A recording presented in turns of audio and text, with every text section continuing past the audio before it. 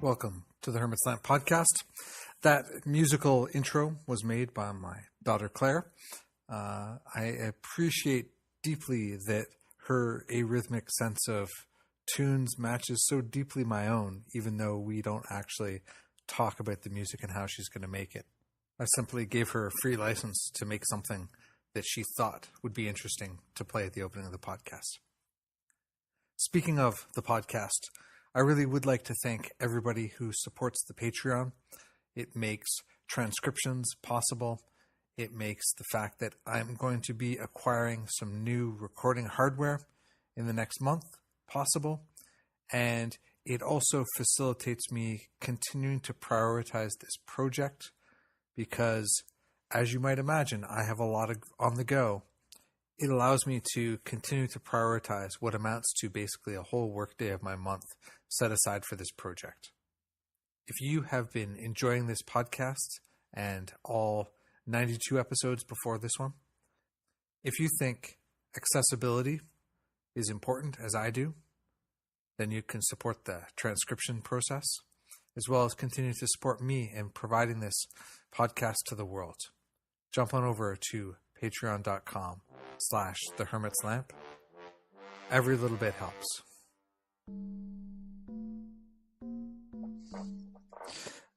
Welcome to another episode of the Hermit's Lamp podcast. I'm here with Ariana Felix, and we are going to talk about some really interesting stuff today. Romance, love, non-monogamy, and polyamory.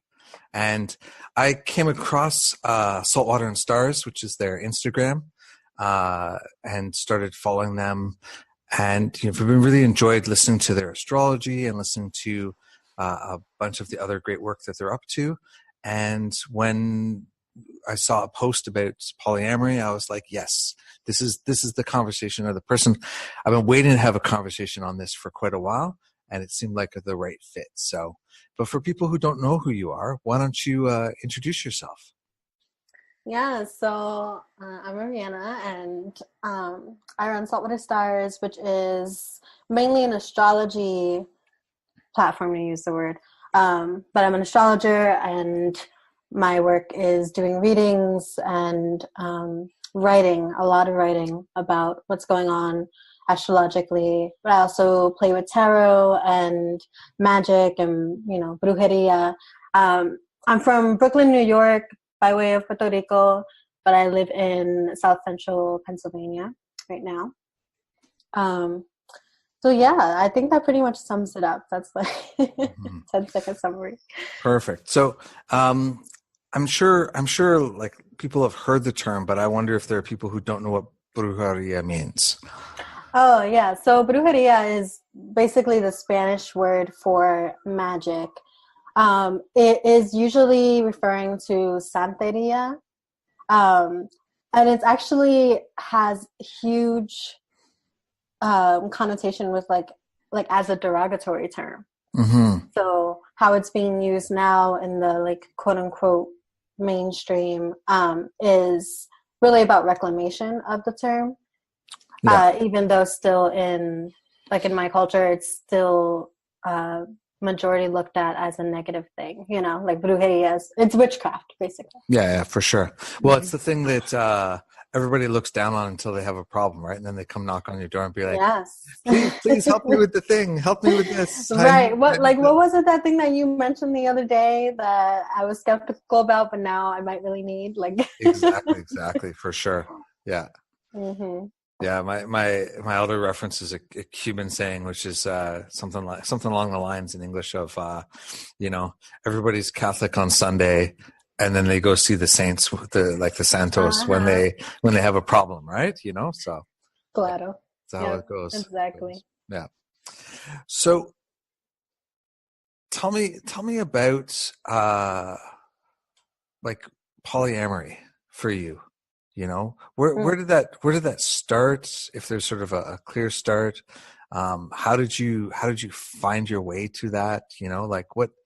Mm. what was that journey like for you? Because, that's not a thing that, I mean, it's growing in awareness in the media and I think in general these days, but it's definitely not, it's still not everybody's life, right? It's still kind of different Mhm. in that way. So yeah. Mhm. Mhm. Oh, geez.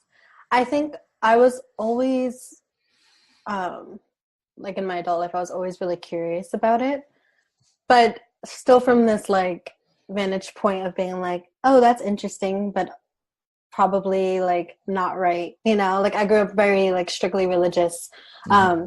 and so when I like exited out of that and was doing my own thinking, um, when it came to relationships, I was like fascinated by the idea that like polyamory taps into this concept of like the expanse of love. Mm-hmm. So much of like heteronormativity and patriarchy is about this like finite amount, and that's why you need to have possession over it, because there's like only so much, so you better get yours. Mm-hmm. And so that never really resonated with me. And then I was also, I think, as curious as I was about it, confused because, well, I wasn't like really educated about it. And I was confused by the fact that I like also really appreciated deep, intimate relationships, and commitment. Mm-hmm.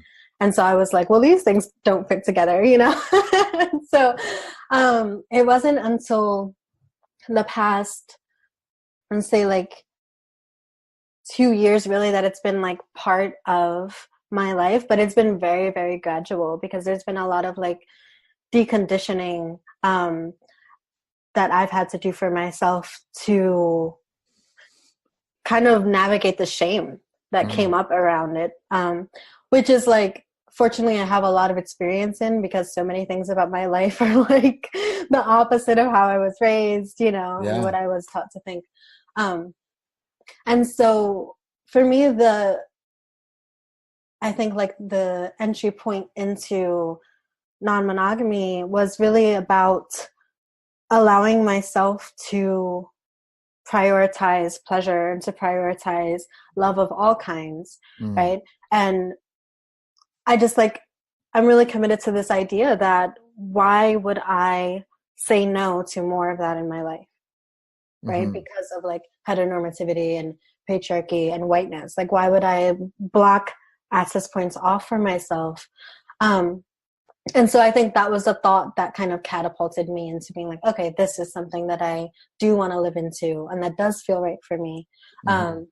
And that does fit into like my own love ethic. And so it was interesting because I was already in a committed relationship that was like very seemingly heteronormative. Mm-hmm. And so it was like I had to um have those conversations with my partner, right? And it was like this learning curve that we shared together. But I had to like be brave enough to initiate it, and be like, Yeah. this is something that I want and that I'm curious about. Mm-hmm. Because it could have very well not have resonated, right? But I had to like make the decision to be open to experimenting. For sure. um Yeah. I think it's really, you know, my experiences with it is that it's definitely, there are people who are more naturally suited towards it than others. I think it's not necessarily for everybody. So that being aware that like you can try this out and be like, oh, you know what? No, thank you. And that's fair too, right? But yeah, yeah. I think this process of sort of deconditioning stuff. I think it's so helpful, right? I mean, I think that um, as a person who spends a lot of time talking with other people about their love life, being a card reader, I Mhm. feel like having committed, and continuing to commit a bunch of energy to deconditioning, all the different things for myself around love and other things is super fruitful. But I also think in terms of finding our own happiness, I think that that's so key as well, right? And for me, polyamory, non-monogamy, and like all this kind of stuff. It's kind of been a constant theme for like since I was, in my late teen years, sort of on and off all the way through my life, and it's been, it started out as a relatively unconscious is the wrong word, but you know, we would, me and someone I was seeing would have conversations about inviting other people over, or who we wanted to bring home from the bar at the end of the night, or, all that kind of stuff. And so that in that sense, it was very conscious, because we were talking about it. But it also was not really considered in a framework or a structure. There were no bigger conversations about it. It was sort of always, close to the moment and without a lot of sort of conversation about what it meant or what else might happen or all these kinds of things, And so a lot of my journey sort of after that period was of sort of trying to sort through and figure out what those dynamics that make sense for me around that are, right? All that kind of stuff. So, but yeah, I think that for me, where I've kind of gotten to with it is this place where I think that connections with people across the board, friends, lovers, relationships, whatever, they tend to have a natural level of intimacy or connection, physical or otherwise, that if there aren't limits placed on them, then they'll arrive at, So it's been this process of sort of, especially in the last few years, of sort of settling into, understanding how I can see that in different dynamics, and how sort of finding that level of intimacy, being like, oh yeah, this is wonderful. And I don't necessarily want more, in a conventional sense. But this is great, and this could just continue to be great, or these level of orbits are great, or all those kinds of things. So, yeah. I think a huge thing for me that, in retrospect, I'm grateful for was like knowing myself well enough to know that I'm not particularly a casual person. With the exceptions of makeouts, I'm very casual about that. Sure. When it comes to like intimacy and all that, I knew about, and I know about myself that I do like to have like at the least a shape of a container, and agreements and clarity, and I don't know, the word commitment is coming to mind, and I know that has a lot of its own, baggage, but I like longevity, and so in all of my relationships, like with my family and with my friends and etc., it's really important to me. And so I was really lucky to come across the term polycapable, because I was like, obviously there's that overlap between polyamory and non-monogamy. But I was interested in non-monogamy for the sake of more partnerships. Right. Not so much for the sake of cruising itself, which is, also totally cool. And so I think that piece is what has allowed me to be clear about what kind of connections I'm interested in, or have the potential to grow that way. Right. Because, obviously it can't be like a decision from the get, you do have to like build for sure, the relationship. Right?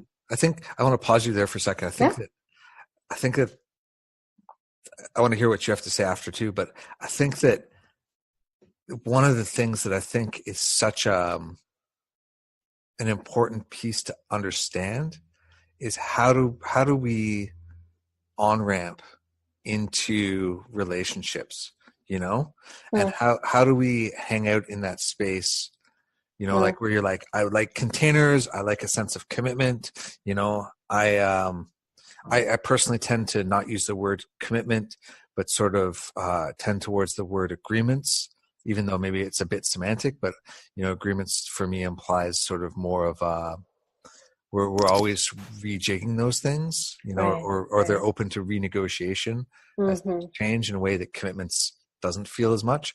But I think that so many people, especially people who are not polyamorous, that space where, they don't want to be casual. They don't want to not have a sense of commitment. They don't want, like all of those kinds of things. And yet meeting somebody and starting to date somebody always involves all of those kinds of things. Right. And I think that sort of how, I'm really curious how you navigate that. And I think that, anybody who's out there dating and is sort of like working with this stuff, I think that it's a really important question to ask and kind of get clear about, because I think that there are so many kind of pitfalls around that, in our own minds and hearts and fears that really make that kind of wonky for a lot of people. So that's why I wanted to pause you, because I thought that such an important piece there, How do you handle it? Yeah, I feel like it's that knowing what I want, right? Like knowing that I'm interested in more partnerships in my life, especially with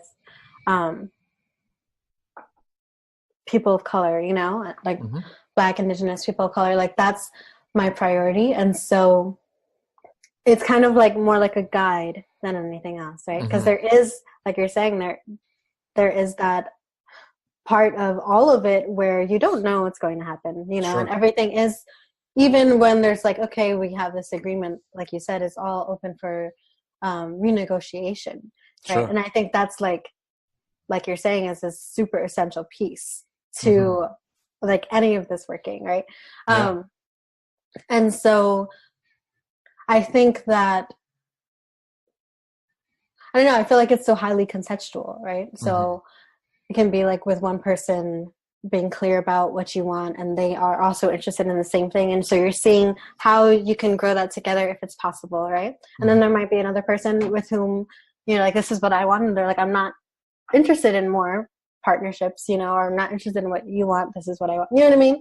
And so I think that allowing for it to be highly contextual, and super nuanced, and just like, it's never going to be concrete. And and when you run into somebody and they're sort of looking for something different, will you just let that go then? Will you tend to walk away from that, or what's like, because that's the thing, right? When people are looking for love, right, so often we like, because oh my, look how cute they are. I mean, maybe I could be a little different, or like, or oh, I don't have any other options. Like there's so many reasons why we get pulled into this stuff, right? And so I'm curious how you handle that. I think that so far the way that I've handled it has been to kind of like not walk away, not be like, okay, well, we're never talking again, but that's a hard one for me. It's like, if our desires aren't congruent, or what is the word? I don't know, like if our desires aren't compatible, it's like really hard for me to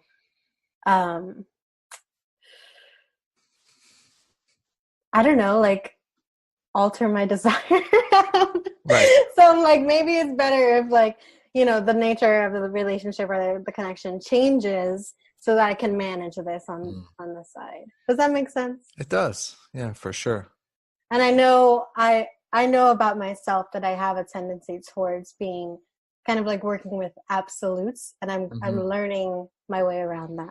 So I guess this is the honest answer, is like I do tend to be like pretty absolute, and I'm learning how to leave more room for what actually happens, right? Because like life is not absolutes at all. Yeah, for sure. So yeah, that's my answer to that. So I definitely the whole like leaving space to adjust my desires and allowing a connection that might not have been what I wanted, but is still something in its own right, is really hard for me. Mm-hmm. Yeah, and I think that's fair, right? I think that's totally fair. You know, I mean, I tend to be a very considered person.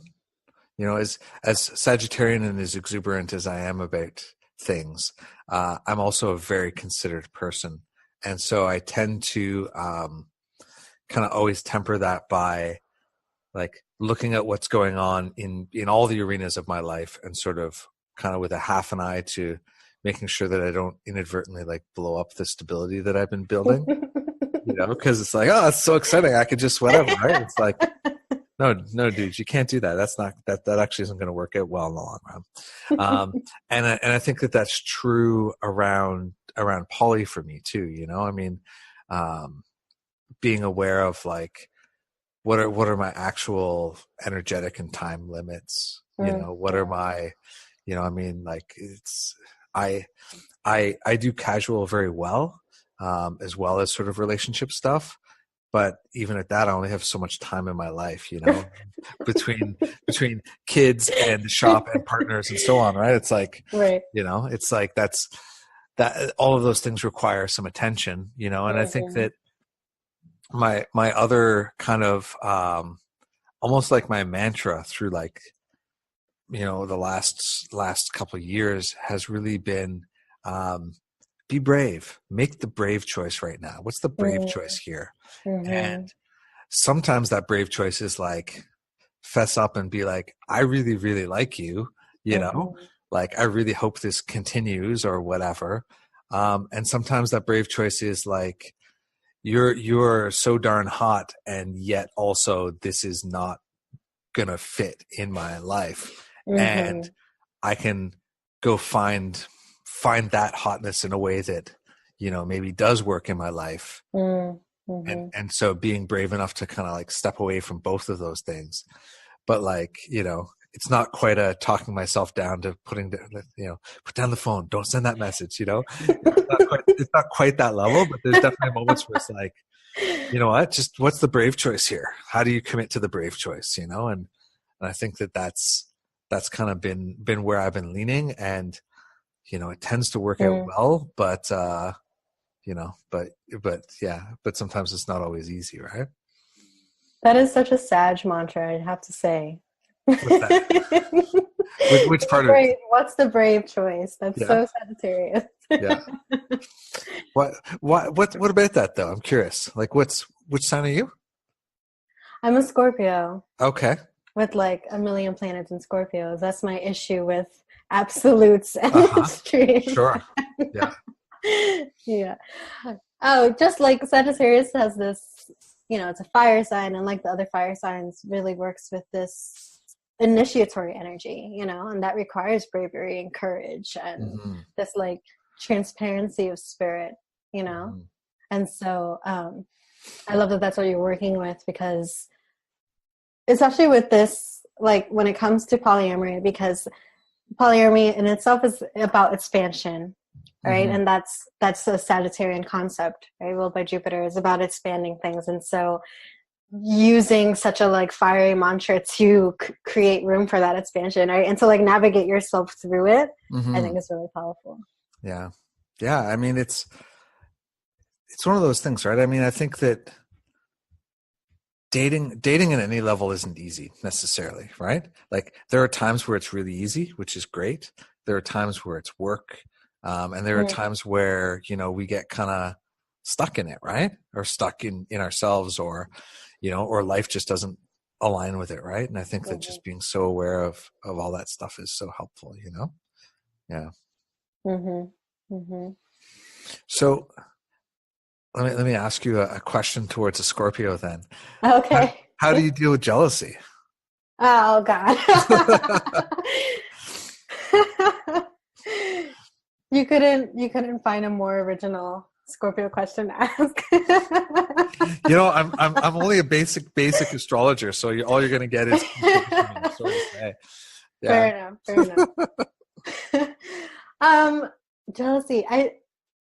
So what's really interesting is that I feel like I've struggled with jealousy my entire life. Like I remember as a child, like someone would play with my friend and I was like, why are they playing with my friend? Yeah. And so I've had a lot of time to kind of like work through it and figure out how to manage it. And so at this point in my life, I find that it's really uh, parallel to my work with like self-confidence and self-esteem, and that stuff. It's really, the intensity of it has dissipated a lot, and it doesn't often come up for me. And I think part of that is also just because of my beliefs, right? Like the same beliefs that allow me to be polyamorous and have an open relationship with systems. Those are the same beliefs that dissipate my jealousy, because it's like, okay, I don't want to be in a relationship of like transaction or possession with people, places, and things, and so reminding myself of that helps me to be like, and it's also I don't know, I think that it's really important to me that the people that I love and care for feel spaciousness in relationship with me. And I think I have this like terror that my jealousy would, like reduce that or eliminate that spaciousness. And so if and when it does come up for me, I tend to just like manage it on my own, like walk myself through it, where it's like, this is not a big deal and it's okay. And something that's also helpful is not assigning meaning to things, because I think for me, my relationship with jealousy is almost always about, oh, okay, I am like not as important or not as amazing, and I'm going to be abandoned, For basic sure. abandonment trauma issues. And so reminding myself that that's not the case, just because someone's like talking to someone has been really helpful. So I think also, I think I just like really have this deep priority to I don't want that to take up space. And I think growing up in a household where like my parents' marriage was so full of that, so like just an abusive level, has really turned me off to it, so Sure. like when it comes up, I'm like, yeah, no, we're not going to do that. Like that's not allowed. But not in the way where I'm like pretending that I don't feel it, and just managing it for myself. So far so good. Yeah, I find that I mean, I think that there are a few things, and a good chunk of stuff that I think comes down to like evoking jealousy for me. Also comes down to like understanding like how I actually am interested in poly, or what I'm actually interested in, Yeah. and so like being aware that like for example, maybe if somebody like if I wanted a more serious connection with someone than they were available for, and they were like a super casual person who had a high turnover of lovers, that's probably not a good place for me to be, right? Like that's not a Right. Right. it's not a place where I can get what I desire from that situation. Exactly. And so like kind of rolling that back and sort of taking ownership for it and saying, this is not about them and what they should or shouldn't do, because Right. that's not helpful. Mm-hmm. And like you said, I'm definitely on the side of, I don't want to limit other people's freedoms, and I'm not going to allow people to necessarily limit mine either. I Mm-hmm. mean, there are agreements, which is something different, but Mm-hmm. even at that, those agreements don't extend to the rest of my life, in the sense that they cut off a bunch of things. They're more like, these are my commitments to this relationship, and and those tend to be more about time, energy, attention, and things like that, or say for sex things or what have you, right? But and then some of the other stuff comes back to like, for me, jealousy, other than what I just talked about, is either rooted in something that's deeply unexpected, where everything seemed like it was going in a certain direction and somebody talked about things in a certain way, and then something happened that made them realize they wanted something completely unexpected from my point of view, maybe from theirs, maybe not. And so that can be difficult and evoke that feeling of jealousy, which then, seeing that and having the clarity to go to the person and say, so, hey, I'm having some feelings about this because everything that I heard was going in this direction, and then this was a change. That can be like, can make it clear, right? And clarifying that and understanding more about what that change was or how it occurred or whatever usually gets rid of it, And then the last one is just like, there's a time not so long ago where I had a bunch of feelings, and ultimately it was about the fact that sort of two of my kind of more casual ongoing people ghosted on me. And, it wasn't about the person that I felt it towards at all. It was more about that sense of lack of stuff and the disruption in my life. And then that kind of like, blah, I don't have a better word for it than that, but that mess of complicated feelings, before it got kind of parsed out into what it was actually about, then was essentially looking for a place to attach to something, instead of actually kind of like looking at it and being like, oh, you know what? You should, feel sad about the fact that this happened, or you should, get back on Tinder and find a new connection, or you should whatever, right? Like, and that kind of returning it back to a place of action, even if that action is kind of a non-action of like just sitting with it or whatever, right? That's always kind of a super helpful thing for me as well. So. Yeah. I mean, I think I keep returning to how care for the self, like caring for yourself, is like just obviously foundational to everything, but like when it comes to managing and navigating, non-monogamy and polyamory, it's like I've found for myself, I'm like, oh, it's like even more important than ever before that I'm caring for myself and that I'm in relationship with myself, and like prioritizing that, because it's so easy to get stuck, like you were saying, or just like it's so easy to not know how to move forward, right? And I think that's true for most things that involve other people, because there's no control there, which is like a cause of panic for me on a daily basis, but is actually totally normal and healthy and good, But learning how to be like, okay, so I can't do anything about them. How can I care for myself in this moment? For sure. Right? How do I want to move forward? Like, I think that it's like always comes back to the question, like, what do you want?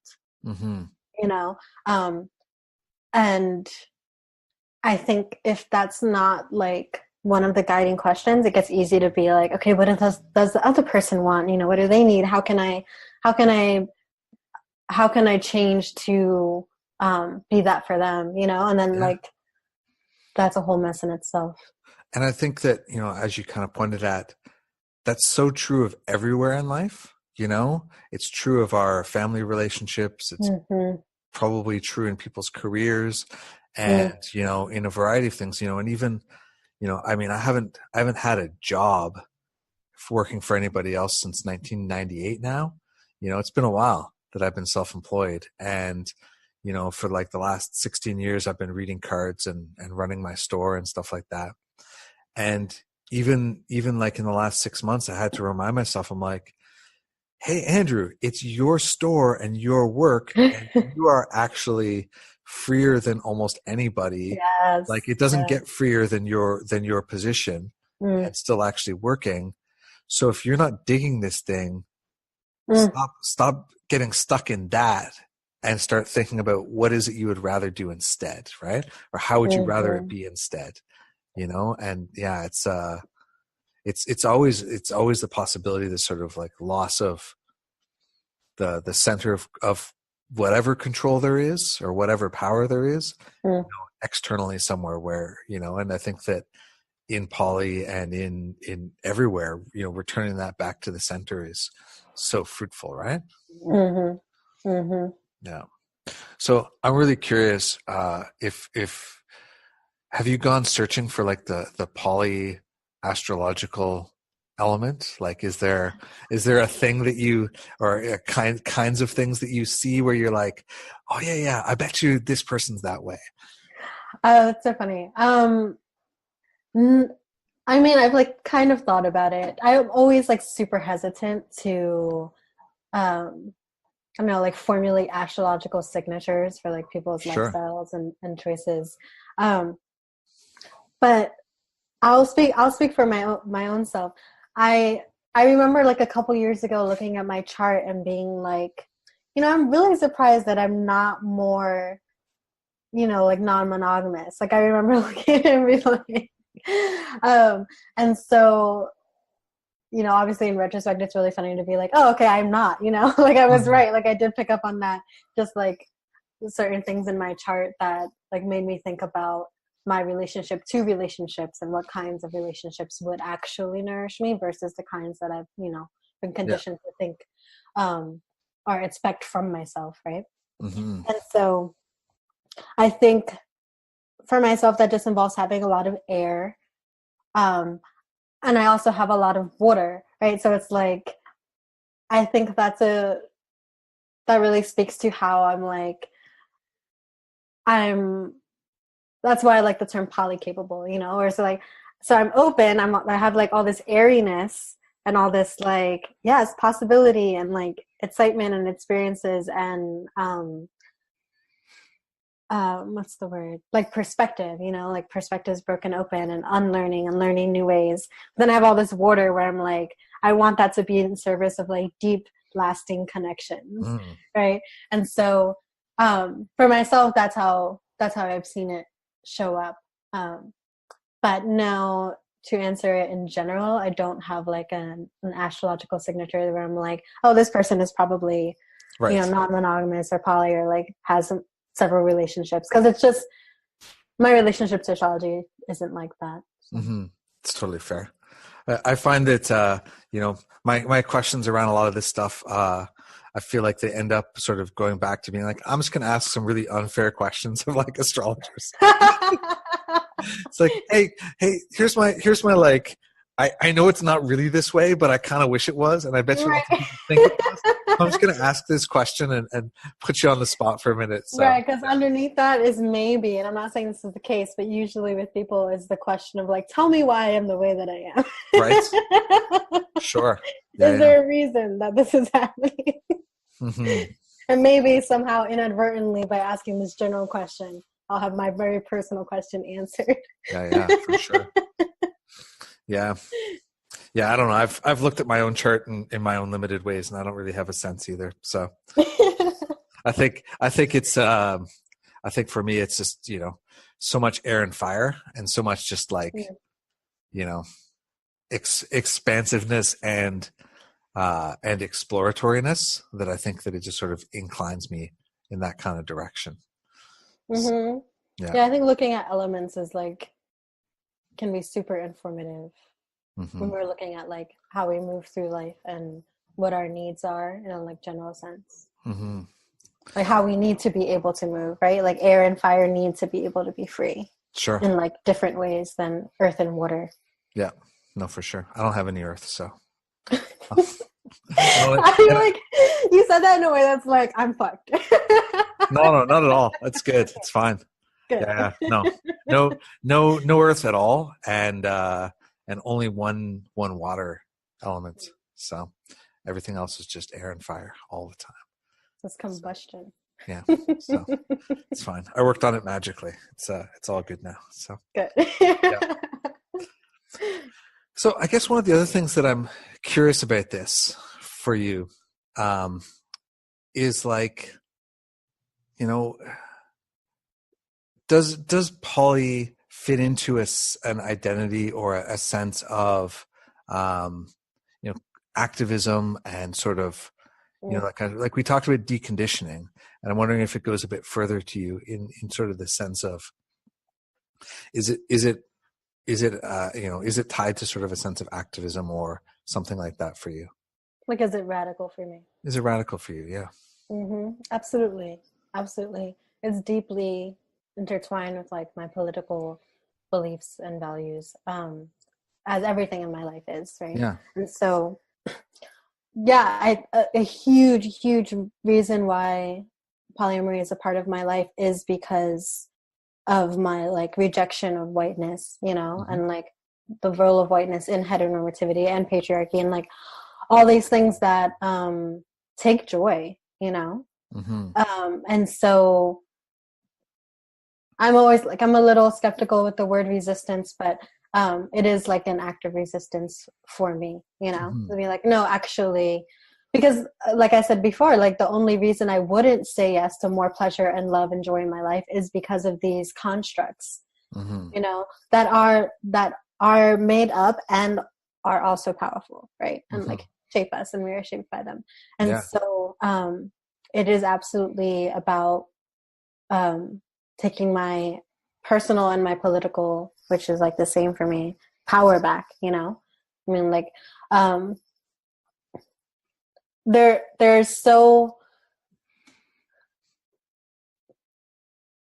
I don't know, there's like so little when it comes to like oppression that I like actually have any power or control over, right? Like I can't change the world with a snap of my fingers or whatever. And so living my life in ways that are like anti-oppressive is really important. And so it's really interesting because even like when I was sitting with the question of like non-monogamy and polyamory, a large part of my commitment to like continuing to be curious about it, even when it felt like scary or strange or shameful, was a political commitment. It's like, even if this isn't going to be right for me, I want to be able to be with the questions, and I want to be able to not have fear around it, right? Like, and fear that's been imbued by my conditioning, religious and political, and so that's a huge piece about it for me. Yeah, a long time ago for me, I discovered this guy Terence McKenna. Terence McKenna is like psychedelic. He's dead now. Was a psychedelic explorer, like along the lines of Timothy Leary and those people. And but he was mostly into like mushrooms and other things. And there was a line in this spoken word thing that he did where he's talking about how taking mushrooms frees you from the system, right? It takes you outside of those things, and that it breaks what he calls the three enemies of the people, and the enemies of the people are hegemony, monogamy, and monotony, and, hegemony being the way in which systems and culture and patriarchy and all of those things seek to not just tell us what to do, but to limit the space in which we can think, It's a very like 1984 kind of idea, right? In that regard. And I think that there's so much of what we come around and what I grew up in and what most people grow up in that is curtails the boundaries of where you're allowed to think or what you can think or what's, and even to the point where it's like, I think of my earlier explorations, it's like I had no language around it. I just had desire. And I couldn't even really understand. I understood it. I don't want to diminish my awareness of it, but I didn't understand it as a possibility or as a way of life. I just understood it as a desire, right? Right. And then of course like monogamy and the monotony of like a lot of capitalism and the way in which a lot of the world runs, all of those things work to sort of push us away from making more radical choices or waking up or, doing those kinds of things. So yeah, I think it's very interesting, Yeah. Yeah. I mean, I think that I think this separation between like activism and then like our quote unquote regular lives is an illusion in a lot of ways. I do think that there is a distinction between like activists, you know, like people who are committing their life to that work in a public way, right? Like I'm not going to call myself an activist. And I think, you know, the word has all of its own like baggage and connotations as well. But that like that false separation between the political and the personal, you know, is really harmful because it is so deeply intertwined, right? And so like even in our conversations about love and romance and sex and money, you know, like all of these things are wrapped up into power and are wrapped up into politics, right? And so for me as like a queer Boricua, it's one of the ways that I've been articulating it. It's like it's my duty, my responsibility to be as liberated, to use the word, as I can, right? And again, going back to that, like, why would I say no to more pleasure and love and joy in my life, right? And so it's like, I don't just see it as this like, oh yeah, of course I want more of that, but I see it as like, oh, it's my responsibility to my ancestors, right? And to the life that I'm like actually living now, to deconstruct these things within myself, you know, and to be aware of, curious about, and devoted to exploring the ways that the political and the personal is intertwined for me. And that's not only my responsibility to myself, but that's my responsibility to my community. You know, in like a literal sense, like people I'm actually in community with, and in a metaphysical sense. Yeah. Yeah. I mean, I think I agree with that. And I kind of feel the same way, you know? And I think that, you know, not in a like, I feel like I've got it all figured out and I'm going to tell people how it ought to be kind of way. But like, it's why, sharing more openly around being poly as, you know, as a you know, as a kind of fitting into that conversation to say, hey, look, there are other ways. Like I'm living another way and I could not be public about it. It would make no difference on a day-to-day level with my, you know, personal and romantic life, you know? But I could also share it in a public way and that, you know, and share it in this conversation with you that then creates that space for other people to think, engage, be exposed, find their own language, you know, or whatever, you know, or just be curious and then walk away. Like it's all fine. Right. But like, you know, but just to sort of provide opportunities to see, because I think that for me, for so long, I kind of just thought that like my life was like everybody's life. And then at a certain point I was like, oh no, that's not actually true at all, you know? And like, the more I have, you know, the more like sort of over the last maybe 6 years since I started going to tarot conferences and sort of traveling a bit more again, you know, I was like, oh no, my life is not like many people's lives at all. And not that I need to be role model person, because that's not the point in the least. But that, you know, I have such different, you know, I mean, in poly, you know, like, you know, a couple weeks ago, one of my longer term partners, their partner and their partner's child came and hung out with me and my kids. And, you know, we all spent the weekend hanging out together and like, just totally like, you know, experiences that people are like, I don't even begin to understand.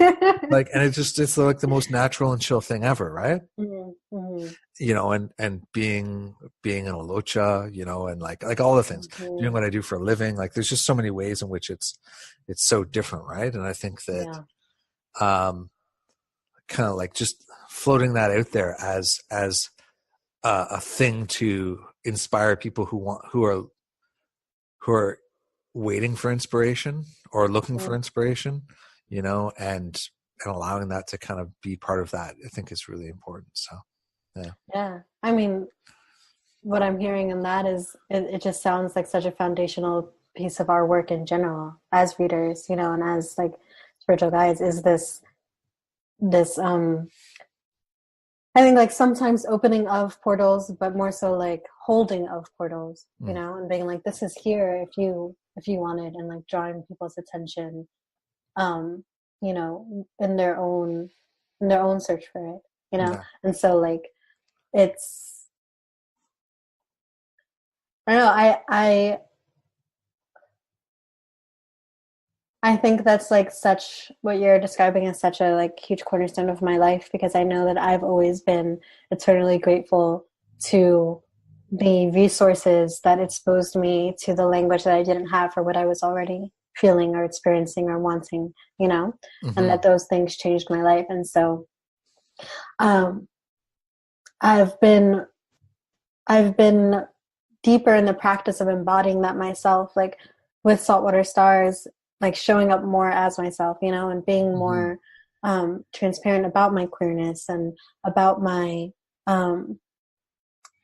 just like the way that my life is. And it's interesting because that's like a more recent thing, because I've never, I guess I didn't really have like much of a platform, right? Like when you don't have much of a platform, you're not like, oh, I should tell everyone, you know, you're like, no one cares. And so now more recently, I'm like, oh, this is actually like having these conversations and being transparent about myself. I'm at a position in my life where that can be helpful to others in ways that, you know, it might not have been before. But also helpful to me, you know, also like the whole like taking up space thing as someone who is at the intersection of identities that I'm at, you know, is something that I've like underestimated the power and importance of. And I'm now like coming into more of a, like I said, a deeper practice and understanding of how important that is, you know, and doing that whole thing that I'm sure you're familiar with, where you're like, oh, if I had like known me when I was younger, you know, how much would be different, blah, blah, blah. Sure.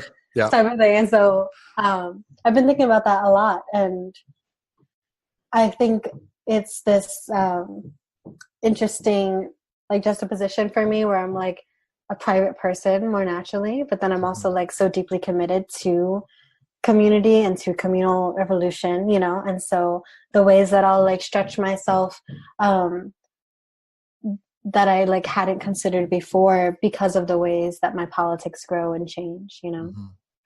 Yeah, I think that learning how to take up space is such a, not even take up space, how to take your space, you know, I think is such a helpful thing. And I think that, you know, it's also not off topic for polyamory, right? Like, you know, I mean, like, I think that it's one of those things that crosses all those situations, you know. How do we show up in our career that we take up space and can be seen, right? How do we show up in our relationships so that we can, you know, take our space and be seen, you know, and how does that change the nature of the relationships that we have, right?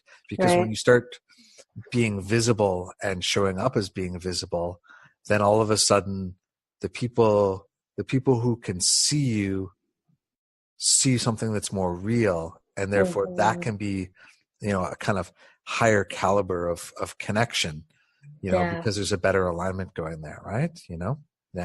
Yeah, I love that you bring that up, because it's like, it's that relationship between vulnerability and intimacy, you know? And so that's been like a huge thing for me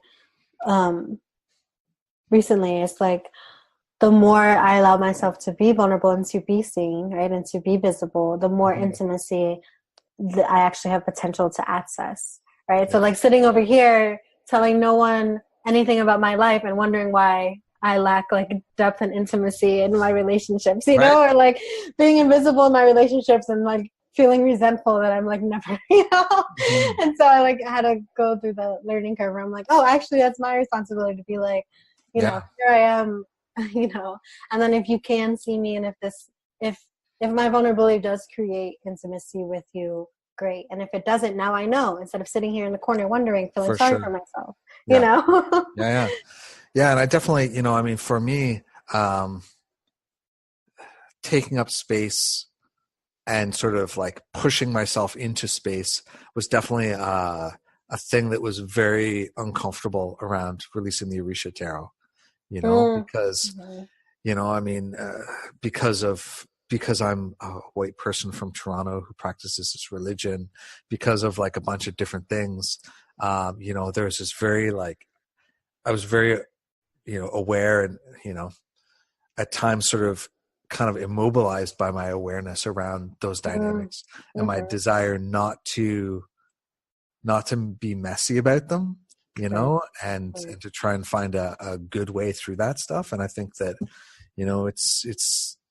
it's complicated because when you don't feel like you can take the space, it's also like there's almost never anybody who can convince you, like Oh yeah.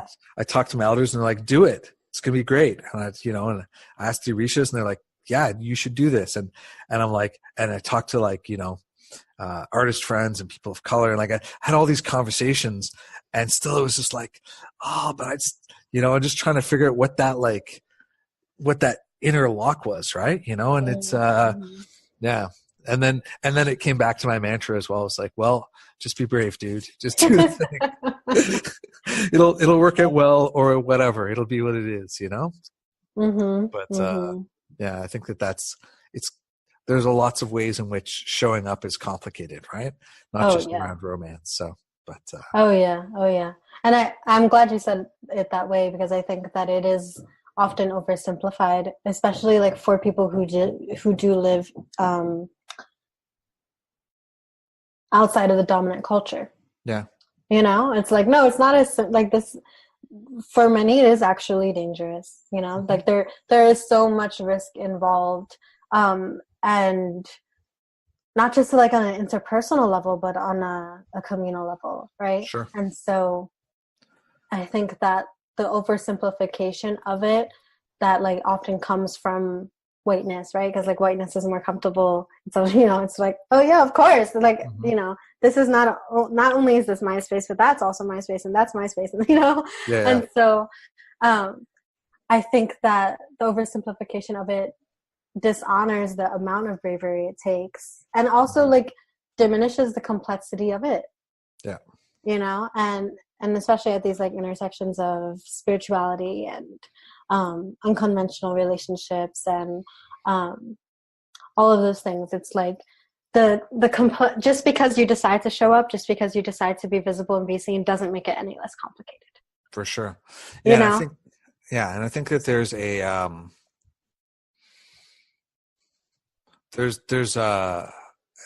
I run across, especially like sometimes in relationship to my kids with people who are, running programs for them and stuff like that. This notion of like, even though my mantra is be brave, right? That's like a complex multi-level thing. That's not Right. necessarily so much as like, just do the thing and you'll be fine. It's like, okay, be brave. What's the brave thing? Why am I resisting it? Like on and on and on. There's like a whole deconstruction that goes Mm-hmm. beyond that. And then the mantra comes out once I've already processed all those things. And then I'm like, all right, now there's nothing to do but like push the button, make the phone call, say the thing. But there's this sort of notion that I run across a lot where it's like, if you just persevere, if you just push, if you, it's all kind of like a bunch of machismo in a certain way, I think, Mm. where it's just like, yeah, but like I did this hard thing, so you can do this hard thing and, Right. whatever. And it's like, maybe not. Maybe it's the wrong hard thing. Maybe it's the wrong way. Maybe this hard thing isn't even relevant. Like, I think that there's Mm-hmm. so many layers to that. They become very complicated. And I think that there's a desire by many people that I see to try and come to a point where it's just something simple, like, we'll just push through it and it'll be fine. It's like, maybe not, maybe not. Yeah. Like, yeah, like, have you heard of the scenarios where things don't end up fine? Because that happens. Yeah, exactly. Yeah. I think that one of the things about like non-monogamy and polyamory that I appreciate is that it like at least for me, I feel like it expands my capacity for complexity. Sure. Right. And like my ability to be with the discomfort. Mm-hmm. Right. So like you were saying, like that period where it's like, okay, so I know that I want like partnerships and intimacy, but there's that whole period beforehand where like we're figuring out if that's actually possible. Yeah. Right. So like be able to sit in those spaces and to continue choosing to be brave.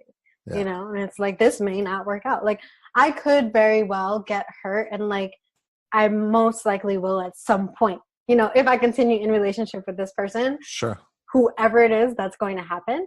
And so like coming to a point of acceptance with that, and like being willing to be uncomfortable, and being willing to, I think it just like really comes back to this vulnerability, you know, like that's what expands our capacity for like all the complexity and all the unknown, you know. And Mm-hmm.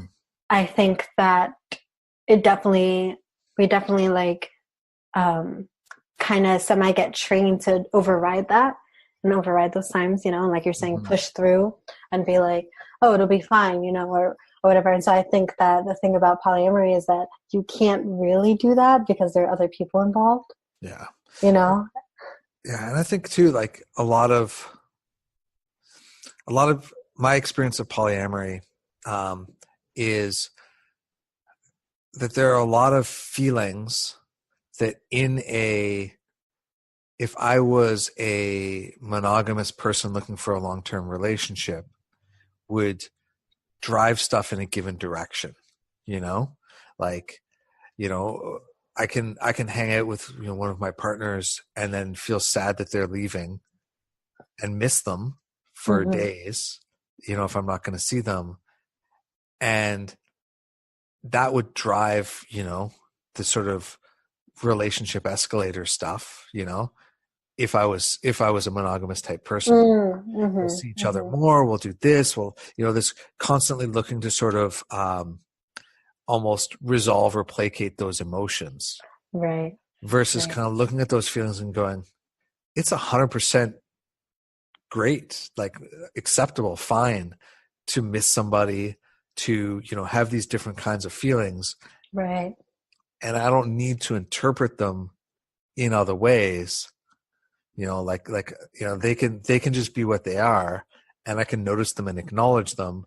And that could be the whole conversation about it too, which is something that's very different. Right. And I think that there are lots of feelings around, you know, anything from how people handle their feeling of desire to, you know, all these kinds of things. It's like, I could feel the most intense desire for somebody and also just like be friends with them and not have that be a thing either, you know. Like there are ways in which you can handle sort of all these different kinds of feelings in a very different manner, and I think that that's also a really interesting sort of situation around this. Yeah, like it kind of sounds like talking about the relationship between how like polyamory changes our relationship to gratification, right? And I think in the ways that like monogamy is so much about that possession, right? And that gratification and like having access to that. Yeah. Like polyamory like breaks all of that. And so then you have to have these like new and different ways of navigating those responses. And this kind of like, it changes it like the nature or like the relationships of attachment, you know, and like how we make a meaning out of it and how we assign meaning to it and how we I think even like don't, you know, like don't assign meaning to it, don't do all of those things to allow there to still be space, right? Yeah. Well, I want to say thank you so much for being on the show and having this conversation. It has been even more delightful and insightful than I anticipated. So that is wonderful. For people who want to go follow your work and be in your orbit, and I hope that everybody does, where do they find you online? How do they follow what you're up to? Yeah. So, well, first of all, thank you so much. It's been like such a joy. I really enjoyed our conversation.